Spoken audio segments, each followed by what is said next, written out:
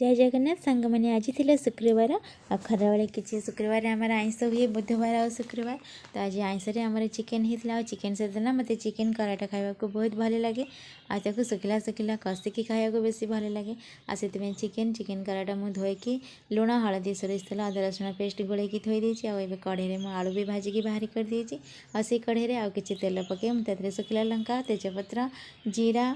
पानमहुरी आ सब प्रकार गोटा मसला पकईकी भाजी नेली आ पियाज पकईकी भाजी नेली पियाज टिके भाजी होगापर मुझे अदा रसुण जीरा धनियार बाटण रखी सुखिला लंकार ताकू भी पकई कषि नेली कषि नेला टमाटो को देदेली टमाटो टिके सॉफ्ट होगापर मुझे चिकेन को पकईदेली गोलैकी रखी चिकेन को पकईदेली आमती चिकेन को पकई कषिबे बहुत समय कषिला 15-20 मिनट कषिला तादेह टिके पानी देदेली आ ये पानी मरीगला